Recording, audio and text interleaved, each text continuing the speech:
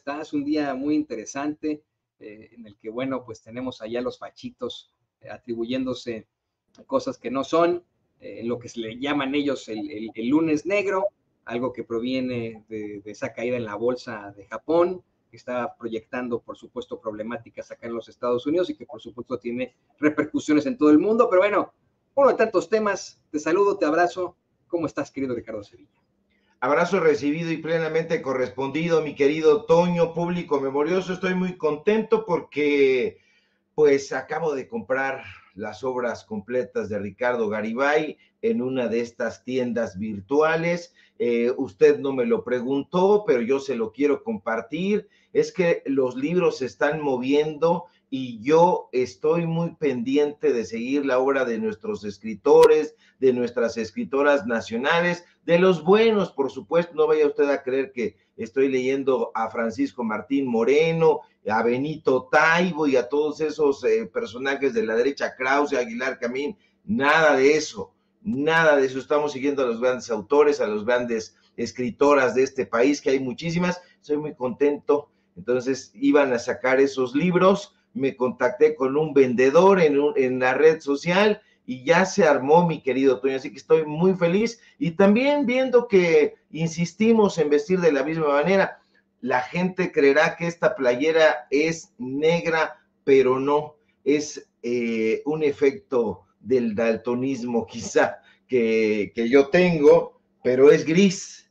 Y veo que tú traes grisecito con negro, solamente que rayado. Y Toño, ¿qué está sucediendo aquí?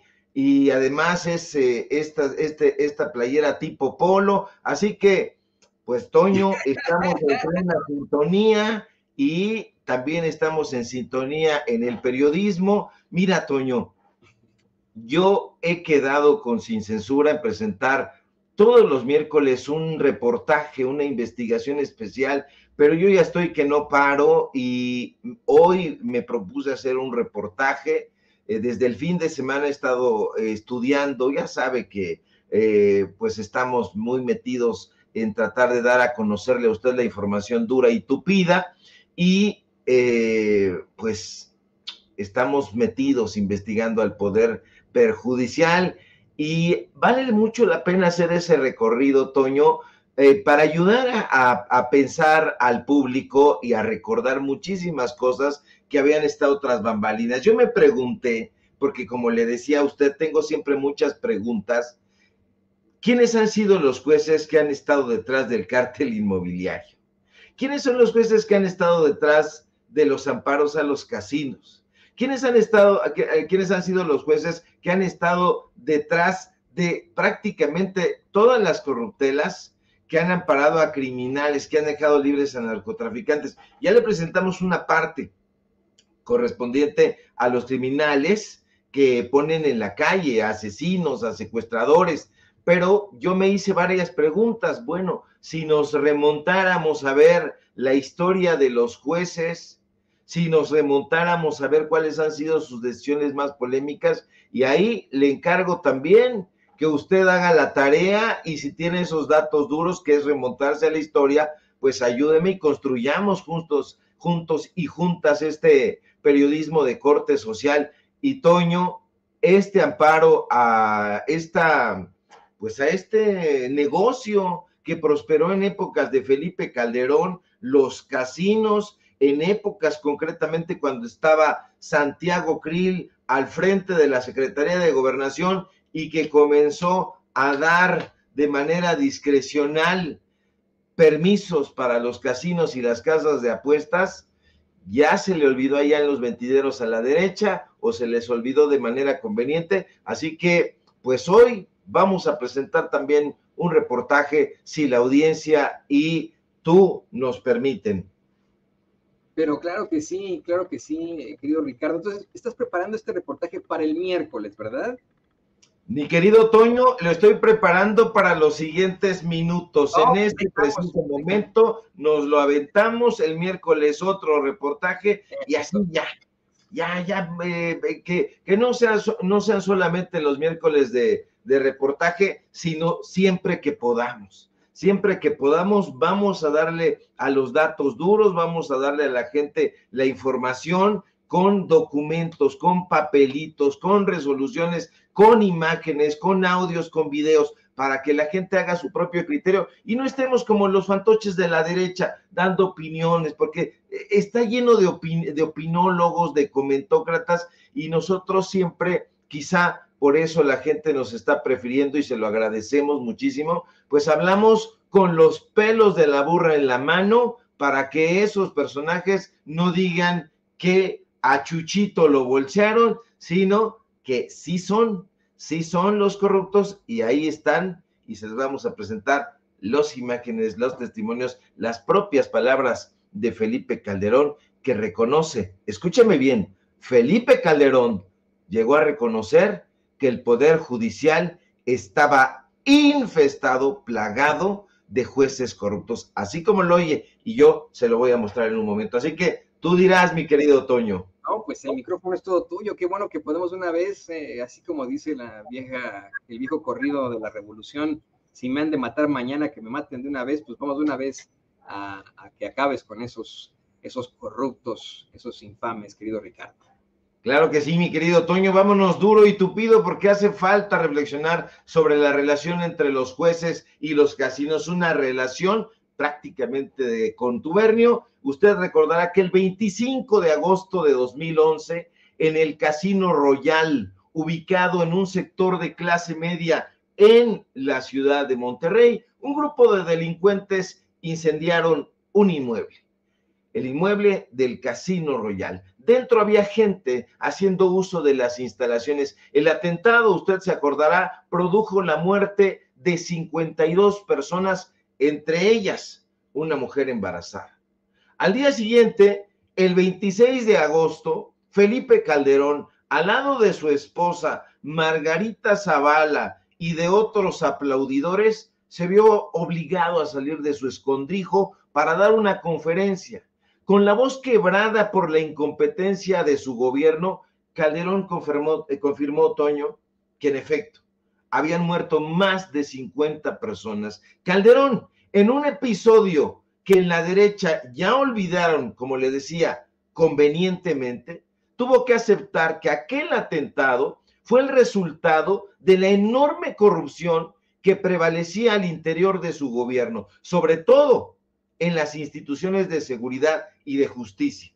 Y en efecto, años después, usted ya lo sabe a esta hora, se sabría que su secretario de Seguridad Pública, Genaro García Luna, su superpolicía, era uno de los principales capos criminales y que en concreto trabajaba al servicio del cártel de Sinaloa. Pero eso no fue todo, Toño.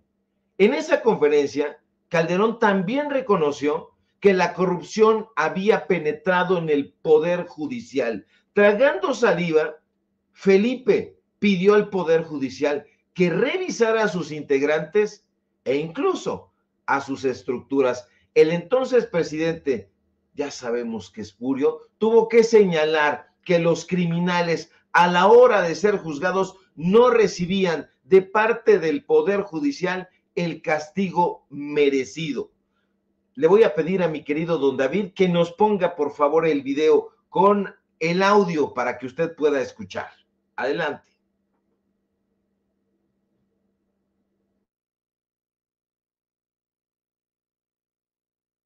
Señoras y señores de los medios de comunicación, mexicanas y mexicanos, el día de ayer el pueblo de México fue testigo de uno de los actos de barbarie más terribles de los que se tenga memoria. Un grupo de criminales sin escrúpulos, sin respeto por la ley, por la vida ni por la sociedad, atacó un casino en la ciudad de Monterrey. En este ataque se ha confirmado el fallecimiento de más de 50 personas.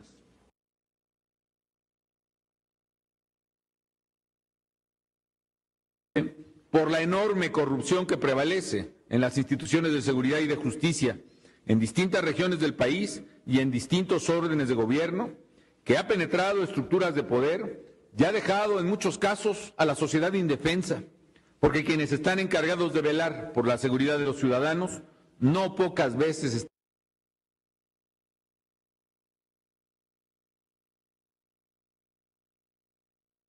Al Poder Judicial, tanto en el ámbito federal como en el estatal, le pido también respetuosamente un esfuerzo por revisar sus propias estructuras y sus integrantes. No me cabe duda de la honestidad de la mayoría de los jueces y magistrados, pero también es cierto que la impunidad rampante que se vive en el país obedece también a que por una u otra razón los criminales no obtienen el castigo que merecen a la hora de ser juzgados. Se dice que es por impericia de los ministerios públicos. Es algo que debemos revisar y desde luego corregir. Pero también es posible que el poder corruptor de la criminalidad haya penetrado las estructuras judiciales que no están exentas de ese riesgo y es obligado revisar esa posibilidad. Al mismo tiempo le pido que revise sus propios criterios.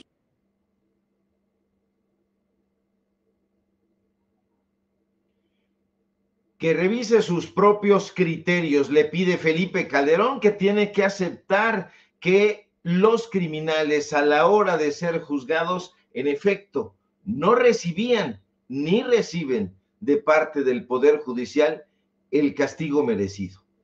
Indudablemente usted lo recuerda, este incidente es uno de los ataques más letales, más criminales contra la sociedad en México, desde que Calderón, ¿se acuerda usted?, lanzara esa supuesta ofensiva contra los cárteles de drogas. Ya sabemos que todo fue un montaje y que su superpolicía, su secretario de Seguridad Pública, Genaro García Luna, trabajaba a las órdenes del cártel de Sinaloa. Toño, lo que pocos sabían era que detrás del funcionamiento de muchos casinos se ocultaban corruptelas que únicamente salieron a la luz cuando ocurrió este incendio.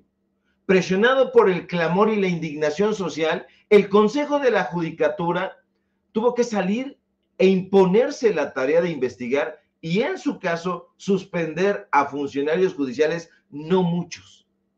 Pero estos funcionarios favorecieron la operación irregular de estos establecimientos mediante la concesión, usted lo sabe y lo recordará, de amparos y suspensiones de clausuras. Peor aún, Toño, de acuerdo con varias denuncias de hechos, uno de los jueces suspendidos, a lo mejor lo recuerda usted, lleva el nombre de Armando Jerezano Treviño, quien formaba parte de una banda que se dedicaba a extorsionar a empresarios del juego. Los propios casineros así lo denunciaron. Y es que luego de la tragedia del Casino Royal comenzaron a aflorar contubernios de funcionarios del Poder Judicial Federal con políticos, con empresarios del juego e incluso con narcotraficantes. Después del ataque perpetrado criminalmente por sicarios de los Zetas, jueces, magistrados, secretarios y abogados aparecieron vinculados estrechamente a una amplia red de corrupción. Muchos de ellos, Toño, fueron suspendidos de sus funciones e incluso investigados por la entonces Procuraduría General de la República. ¿Por qué? Es que los juzgadores habían otorgado amparos para favorecer la operación de casinos, de estos casinos irregulares. Por ejemplo, este sujeto, Luis Armando Jerezano Treviño, fue un juez inhabilitado por la Judicatura Federal. ¿Por qué? No por Angelito, sino por favorecer con sus resoluciones a casinos en México, y él ya tenía la lupa en Estados Unidos. Allá enfrentaba una investigación internacional por presunto lavado de dinero, allá en Estados Unidos, por parte de la DEA. De hecho, esta agencia rastreó desde 2006 a 2014 transferencias, depósitos por más de $1 millón. Pudieron ascender, se dijo en su momento, incluso o superar $3.5 millones en cuentas bancarias de su esposa. Incluso le estuvo funcionando como prestanombres su propia suegra. Esta red de complicidades, Toño, estaba integrada por políticos panistas, estaba incluso el entonces alcalde de Monterrey, Fernando Larrazábal, cuyo hermano Jonás, a lo mejor lo recordará usted, fue videograbado cuando recibía presuntamente un soborno para brindar protección al casino Red.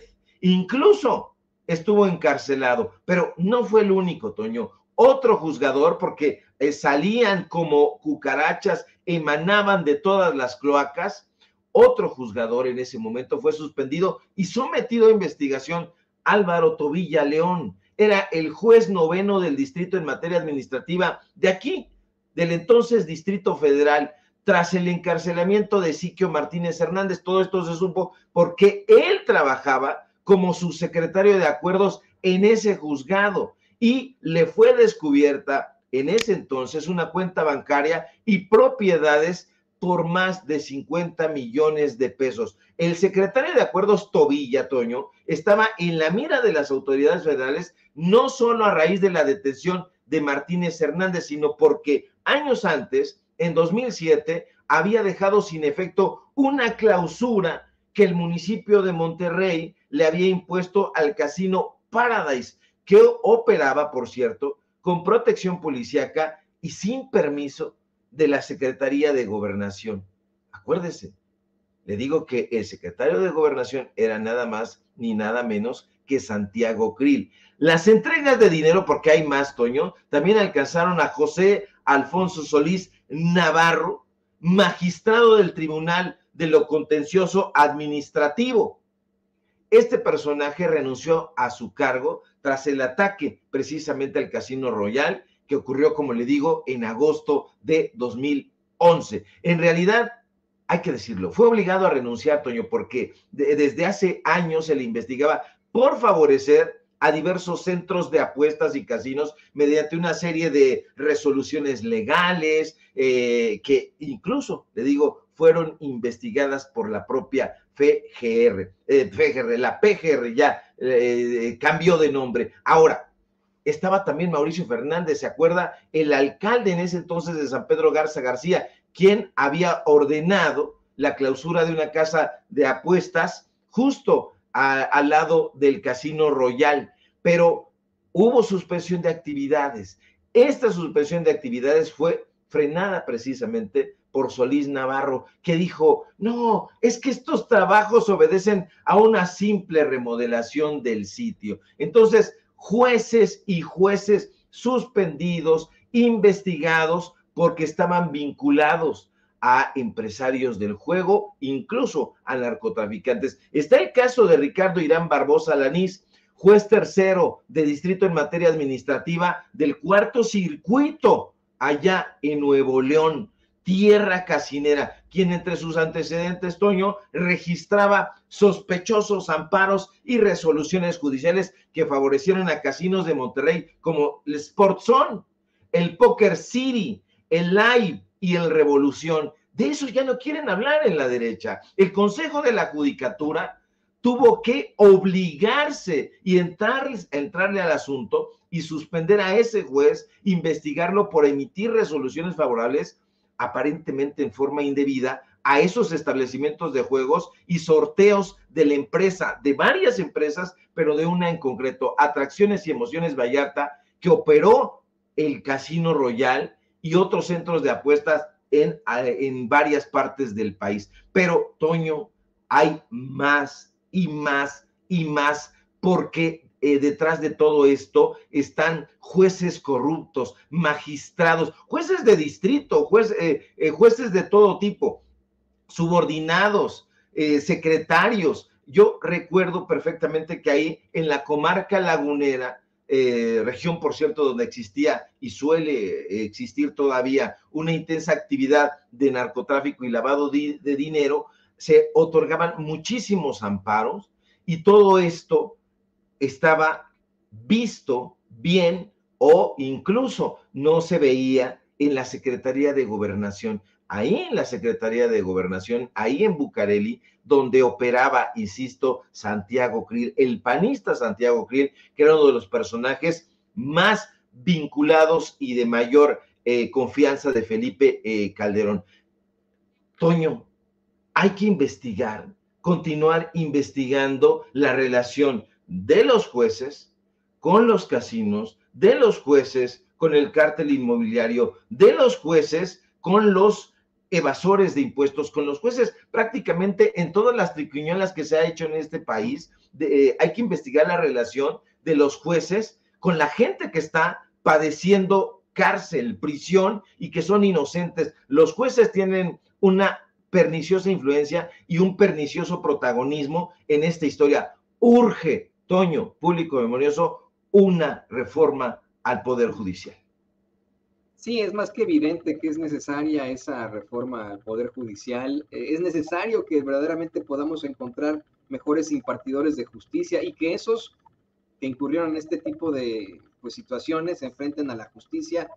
Rápidamente, antes de presentar a mi queridísimo Vicente Serrano, querido Ricardo, quiero leer el comentario que hace Aida Martínez. Dice, qué feo chat es este, parece encuentro para gente en estado de amigos, no está al nivel del programa, no lo aprecian. Claro que lo apreciamos, siempre hemos dicho aquí en Sin Censura que usted que nos ve y que nos escucha es parte de nuestra familia, así lo consideramos, hasta rezamos por usted, aunque no nos conozcamos, y así es cuando nos encontramos en alguna corresponsalía. Qué pena lo que comenta Aida Martínez, no espero para nada lo como pensamos aquí en Sin Censura. Por supuesto que apreciamos todas las flores que nos manda siempre en los chats y en todas partes. Los queremos mucho. Y ahora sí, le pido al equipo que nos grabe para saludar a quien los quiere también mucho ustedes, en cualquier parte en la que se encuentre, el queridísimo Vicente Serrano, periodista y director de este espacio. Te mando un abrazo, Vicente, ¿cómo estás? Aquí con Ricardo Sevilla. Ya lo vi, mi querido Toño, te mando un abrazo. Saludos, maestro Ricardo Sevilla, que hablaba de una reforma al Poder Judicial, algo que hemos insistido desde esta trinchera. Hay que revisar lo que ocurre en los estados, ¿eh? Estaba viendo este video de Andrea Chávez, seguramente ya lo viste, Toño, seguramente ya lo viste, querido Ricardo Sevilla, y asegura que el gobierno de Maru Campos, de la panista Maru Campos, le regaló $1 millón al cuñado de Marco Cortés para bots y fake news en redes sociales. Si eso no huele a corrupción, entonces ¿a qué? Vea y escuche. ¿Recuerdan que hace unos meses el presidente López Obrador nos dijo en una de sus conferencias mañaneras que gran parte de la guerra sucia en contra de la 4T se pagaba desde el estado de Chihuahua? Les cuento que hace unos días el medio Zona Free publicó los contratos por adjudicación directa que demuestran que en tan solo 6 meses de campañas electorales, una empresa del cuñado de Marco Cortés, presidente nacional del PAN, recibió más de 11 millones de pesos del gobierno de Chihuahua para reputación digital y gestión de redes sociales. ¿Y a qué se dedica en verdad esta empresa? A generar cuentas falsas para aplaudir a la gobernadora, pero también a desinformar en redes sociales y acosar con bots a sus adversarios políticos. Estos contratos directos que benefician a familiares y dirigentes del partido de la gobernadora nada aportan a nuestro estado y sin embargo la gobernadora cree que el dinero de todos los chihuahuenses es suyo y que lo puede utilizar para atacar a sus adversarios políticos y pagar también favores personales. Con el $1 millón que esta empresa ha recibido en tan solo 2 años, se podrían haber comprado 20 ambulancias para la Sierra Tarahumara o haber apoyado a más de 1,500 madres solteras a salir adelante. Ya basta de desperdiciar y desviar el dinero de todos los chihuahuenses. Por cosas como esta, el pueblo ya no confía en ellos. En 2027 se irán para siempre del gobierno de Chihuahua. Eso por un lado, hablando de panistas. ¿Y qué me dicen de los priistas? Seguramente también ya viste las declaraciones de Rubén Moreira, mi querido Ricardo Sevilla, mi querido Toño. Los priistas concesionaron los ferrocarriles y 30 años después ya se dieron cuenta que fue un error. Ah, mira qué fácil. Y mira qué cabrones. Nosotros vamos a votar a favor y hay varias razones. Para empezar, el más grande presidente del siglo XX, que también fue presidente de mi partido, Lázaro Cárdenas del Río, decretó para las y los mexicanos el sistema de ferrocarriles.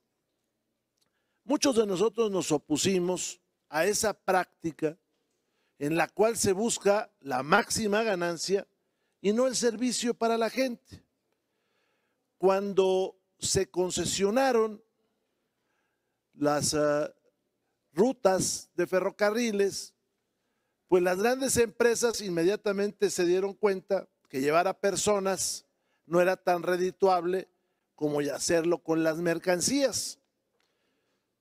Pondré un ejemplo de mi estado.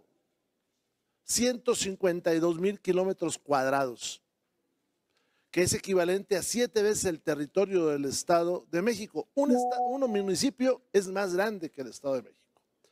Pues cuando, el municipio de Ocampo, Coahuila, el segundo más grande del país, creo. Cuando se hace esta maniobra, pues dejan sin comunicación a cientos de comunidades. Ahora voltean y dicen, es que ahora hay muy poca gente. Pues, ¿cómo te vas para allá? Porque la carretera más cercana a veces está a 50, 60 kilómetros y en algunos lugares del desierto el punto más cercano a otra ciudad, pero ya grande, no un pequeño pueblo, pues está a 200, 300 kilómetros. Pues es evidente. Ahora resulta que los priistas dicen, con esas maniobras nos dejaron incomunicados. No, pues imagínate, entre concesiones, entre regalitos, y estos se siguen quejando de lo que ocurrió el 2 de junio. Pero bueno, así las cosas, mi querido Ricardo Sevilla. Son cínicos hasta la pared de enfrente. Evidentemente, los priistas son personajes que se están aferrando a los últimos bastiones que tienen. Y si esto implica mentir desfachatadamente y colocar el dedo flamígero en otras personas, en otras personalidades, en otros gobiernos, pues lo van a hacer. ¿Por qué? Porque se están aferrando al último resuello de su existencia. No pensábamos que en 2000 iba a caer el PRI, no pensábamos que iba a regresar, pero después de las estulticias del panismo, era algo que se podía sospechar. Sin embargo, tras la llegada y experiencia del gobierno de Andrés Manuel López Obrador, conocido como la Cuarta Transformación, hoy más sucintamente como la Transformación, el pueblo de México está experimentando lo que es, en efecto, una auténtica democracia y ya no quiere dejar de experimentarlo. No existían los medios de comunicación alternativos, o por lo menos no este tipo de redes sociales, aunque estaban por ahí publicaciones de amigas y de amigos, periodistas pujantes y de muchísima trayectoria. Lo cierto es que los medios de comunicación corporativos se encargaban de marginar a esas voces. Hoy las cosas han cambiado desde mi punto de vista, Vicente, para bien. Hoy la gente está haciendo conciencia, está politizada e incluso yo arriesgaría a decir que están aprendiendo a hacer sus propias pesquisas, sus propios reportajes, se están informando, están reflexionando sobre lo que está sucediendo a su alrededor.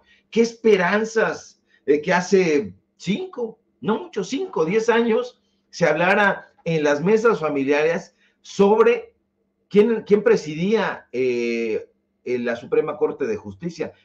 No se sabía, salvo en pequeños círculos, quién era el titular del Consejo de la Judicatura, quién presidía la Suprema Corte de Justicia, qué era el Tribunal Electoral del Poder Judicial de la Federación, quién trabajaba y quién operaba en el INE, a quién se le entregaban los contratos. Hoy la gente está teniendo acceso a cualquier cantidad de información y está colocándola para hacer sus reflexiones y decir, ahora ya caigo en la cuenta por qué López Dóriga la emprendía de esta manera y la emprende contra tal o cual personaje, contra tal o cual gobierno. Había dinero, había chayote de por medio. Eso es lo que está sucediendo. Eso lleva a reflexionar a que el gobierno de María Eugenia Campos, de Maru Campos, que ha sido un gobierno corrupto, atropellado, lleno de dislates, de truculencias, de borracheras, de metidas de pata, sea investigado. ¿Por qué esta persona, que en algún momento estuvo vinculada no solo al priismo, sino también al panismo y a Enrique Krause, estuvo desvalijando el municipio, hoy está desvalijando el estado? Y eso se tiene que atender y la gente lo sabe perfectamente. Yo no sabía sobre estos bots y este dineral que había, de acuerdo con lo que dice Andrea Chávez, regalado María Eugenia Campos. Pero de existir los datos duros, la gente tiene que exigir que esta mujer renuncie. Ya no es para investigar. Sí están los datos duros, y esto es comprobable, por dignidad y por congruencia tendría que renunciar María Eugenia Campos. Pero ¿sabes qué, Vicente? Esta mujer no tiene dignidad. Esta mujer ha atropellado Chihuahua cuantas veces ha querido y cuantas veces ha podido, y va a entregar cuentas muy malas. Lo más seguro es que cuando salga del poder le estuviera esperando la cárcel, pero desafortunadamente, si no hay una reforma al Poder Judicial, ella va a estar libre y campante y haciendo de las suyas. Así es, y nada más lo voy a decir así con todas sus letras, mi querido Ricardo Sevilla. Hay de prostitutos a prostitutos. Hay prostitutos caros que cobran $1,000,000 y hay prostitutos baratos que se me hace que hasta pagan para... Y lo voy a dejar así, ya me entendieron. Pregunto, ¿qué intención tienen los Ferrís, los Páramo, de andar moviendo esto del peso, ¿no? O sea, si la gente verdaderamente se informa, y creo que se informa bien, sabrá que lo que vemos del peso frente al dólar el día de hoy, por ahí de los casi 20 pesos por unidad, no tiene nada que ver con el peso, y no tiene nada que ver con Andrés Manuel López Obrador, y no tiene nada que ver con el gobierno de la 4T, sino con la caída de las bolsas, primero la de Tokio, también ha habido pérdidas a través de Europa, en Estados Unidos, y es por eso que se ve esta afectación, este golpe, pues. Eso, súmale a lo que veo también circulando en redes sociales, creo que es todo, junto con pegado, una desinformación a través de redes sociales, sobre todo en Instagram y en WhatsApp, lo he visto, esto de la supuesta represión en Venezuela, y que ha sido incluso motivado estas cadenas de mensajes por comunicadores o disque periodistas. Ojalá que esos periodistas también de alguna manera detengan esta desinformación o investiguen a fondo. Cada vez veo a más personas difundiendo o moviendo este mensaje, que pues obviamente lo ha de haber escrito esta Corina Machado o Juan Guaidó o algún personaje de ese grupo. Dice, en Venezuela están secuestrando a las personas que hacen publicaciones sobre lo que está pasando. Se han llevado gente de sus casas por poner un estado en WhatsApp, una historia en Instagram o algún tweet. Se están llevando detenida gente inocente por simplemente no pensar como ellos. A los que no se han llevado todavía ya los están amenazando. Este es el momento para las personas que estamos fuera de seguir mostrando lo que pasa, porque a ellos los quieren callar. 8 millones de venezolanos en el extranjero. Es momento de usar sus voces y redes, sean influencers o no. Compartir todo lo que azota a nuestro país, y a nuestros amigos extranjeros pedimos perdón y también empatía con nosotros por la ola de información que quizás no muchos quieran ver en sus redes. Yo pregunto si alguien de esos comunicadores que veo muy entretenidos compartiendo, ya investigaron, ¿no? ¿Cuántos reprimidos, amenazados? Porque a mí ya me contaron de una dictadura que no era dictadura y pasó en la Venezuela del Sur. Por 5, ya casi 6 años, nos han estado diciendo que Andrés Manuel López Obrador es un dictador que le permite a cualquier periodista pararse frente a él en Palacio Nacional e incluso tener episodios como los de Reina Aide o los de Dalila Escobar. Así que a mí no me vengan con cosas. No estoy diciendo que no ocurra, pero ¿quién se ha dado la tarea de verdaderamente pedir cuentas y de investigar? Ese es mi punto, mi querido Ricardo. Ya que estabas hablando de que pues se mueven mucho dinero, yo pregunto si para esto del peso o para esto de Venezuela también están moviendo bastante, ¿no? Me suena ese nombre de Dalila. Históricamente Dalila era, sí, hay que decirlo, la amante de Sansón. era el amante de Sansón. Sansón era un juez, por cierto, hay que decirlo, porque fíjate nada más, la historia de los jueces es muy interesante. Entonces estaba Gedeón, estaba Sansón, y Dalila traicionó a Sansón. Sansón tenía una novia, se relacionó con ella y después conoció a Dalila, y Dalila siempre buscaba cuestionarlo, siempre lo cuestionaba y le preguntaba cuál era su debilidad, hasta que finalmente Dalila logra sacarle la sopa, digámoslo popularmente, y Sansón le dice que pues es cortándole el cabello. Y fíjate nada más, Sansón terminó ciego porque le sacaron los ojos, y él era un juez, hay que recordar, era un juez. Entonces Dalila traiciona al juez Sansón. Esto es mitología judeocristiana, pero aplica en la vida real. La historia de los jueces, si la vamos siguiendo, nos va a acercar. Los jueces en la historia han tenido fallos muy controvertibles. Los jueces en la Edad Media, los jueces en la Nueva España, los jueces del Tribunal del Santo Oficio de la Santa Inquisición, tuvieron fallos criminales, y todo eso nos va a llevar hasta este momento, hasta los fallos de la Suprema Corte de Justicia, hacia las corruptelas de Norma Piña. Es decir, si nosotros vamos siguiendo toda esta ola de traiciones, nos vamos a encontrar que desafortunadamente ese tema es muy controvertido. No hay dictadura, no la ha habido durante pues los últimos años aquí en este país, no la ha habido un juego retórico de cambio. Felipe Calderón hablaba en su momento de transformación, ya se le olvidó, ahí están los videos hablando de las transformaciones necesarias, así lo dijo con todas sus letras, pero se le olvidó porque solamente lo dijo de dientes para afuera. Quería transformación porque así lo pidió en el Poder Judicial, señalaba que había corruptelas ahí en ese poder. Hoy, cuando el presidente López Obrador, a quien odia Calderón, lo ha señalado y se ha propuesto hacer un cambio en el Poder Judicial, una auténtica renovación, una transformación de fondo, este señor desdice lo que había asegurado en su momento.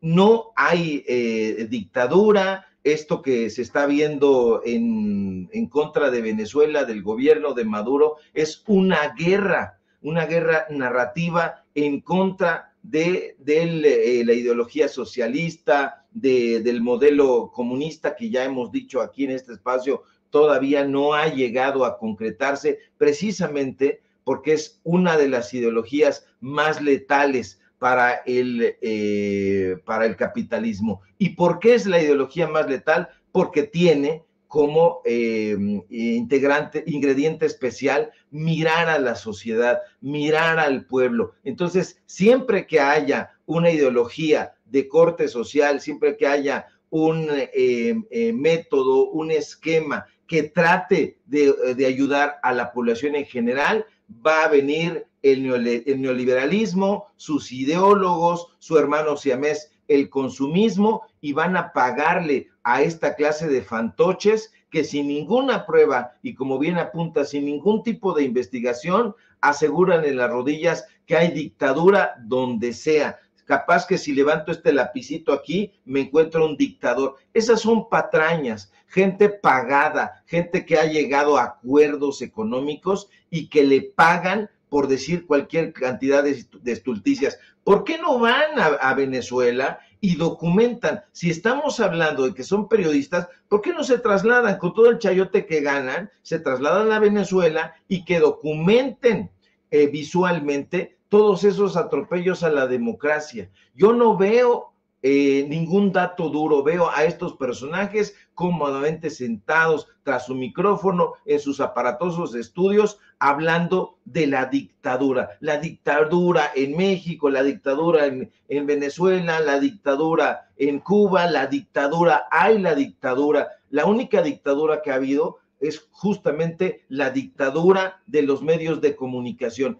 esos medios de comunicación y esos comentócratas que son pagados. Y acuérdese usted que con dinero baila el cuero, y estos personajes rápidos y prestos bailan. ¿Por qué está Marco Levario en París y en su canal está pidiendo dinero, pide dinero y el señor está en París, allá muy tranquilo, no tiene un solo reportaje, no tiene una sola crónica, es un medio de comunicación absolutamente onanista. Pues no, que están muy pobres, no, que este señor es independiente y allá está, luciéndose, gastándose el dinero que está recaudando. Este tipo de personajes, mi querido Vicente, son vomitivos, porque no tienen como presupuesto fundamental la veracidad, y porque no tienen veracidad, no se pueden dedicar al periodismo. El periodismo es respetable si se ejerce como debe serlo, con datos duros y hasta parece comercial, sin censura. Eso, mi querido Ricardo. Por cierto, hay que invitar a la audiencia de Sin Censura a que te siga en redes sociales, por favor. También estás vestido de negro, de gris.